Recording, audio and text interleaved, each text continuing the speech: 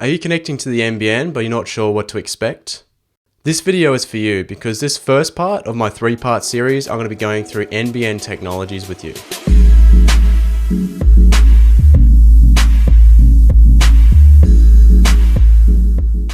For those of you that haven't checked out my channel before, this is Marcus Tech Studio and I do have a handle just below if you want to check me out on social media.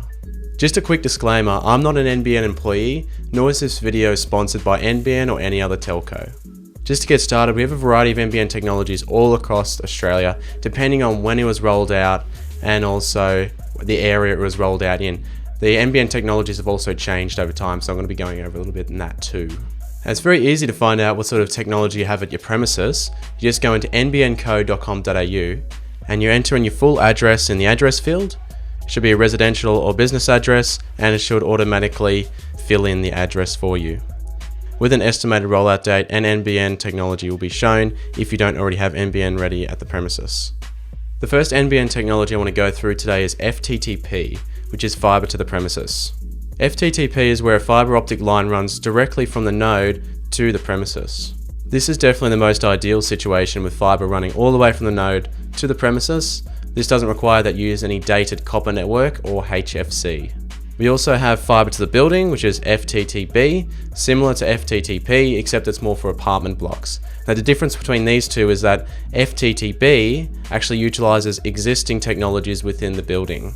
Existing technologies inside an apartment building could include copper, but also Telstra's HFC network. NBN hybrid coaxial is a connection that is used in conjunction with HFC. Basically means from the node until your premises is going to be the old cable network, most likely Telstra's cable network. The NBN HFC hybrid does require also a gateway device. So this is a device provided by your supplier, so whoever you sign up with, it might be Optus, Telstra, TPG, etc. Now they will supply both a modem and a gateway. So in other words, if you do sign up an NBN HFC hybrid connection, don't be alarmed if 2 boxes come in the mail when you sign up. That is normal, one's the gateway and one's the modem. One of the newer technologies NBN's brought out is FTTC, which is fiber to the curb. That runs fiber optic from the node to the pit out front of the premises. So out the front of the premises, there'll be a pit, has a DPU in it, which is a distribution point unit. Again, just like NBN hybrid with HFC, FTTC will also require a gateway device, and this will of course be provided by your carrier. One of the more controversial technologies is FTTN, so that is fiber to the node. That basically uses the old copper network from the node into the premises. Just for those of you that don't know, the copper network is what currently runs on ADSL and ADSL2+.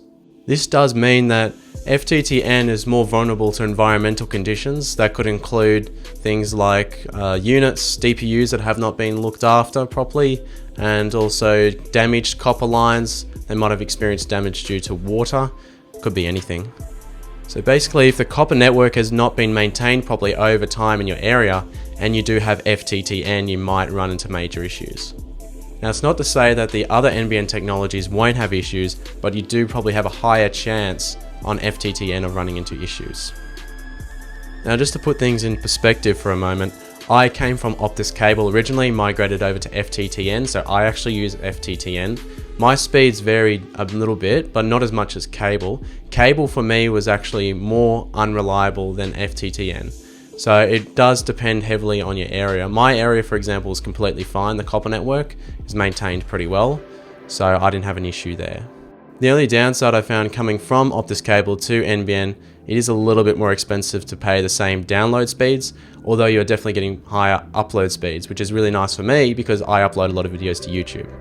So finally, we do have our 2 last NBN technologies I'm going to be discussing with you, which is NBN Fixed Wireless and Sky Muster Satellite. If you do happen to have either one of those 2 technologies, unfortunately you do probably have the worst of the NBN technologies. So how the NBN Fixed Wireless works is interesting though. Everything runs over a wireless transmission tower to an NBN outdoor antenna that's connected by an NBN technician. And Sky Muster Satellite, you can kind of imagine, is a satellite that connects by an improved NBN technician, and that might be in mainland Australia where it's really regional, and also various islands that scatter around Australia too. Just to wrap things up, there's a lot of information on NBN's website. I do recommend to check them out. That's where I got most of my information from. I got my information from the NBN site and also other sites too. If you did find the video informative, please like the video and subscribe to stick around for part 2, where I'm going to be talking about speed with NBN. For now, thank you for watching and have a good one.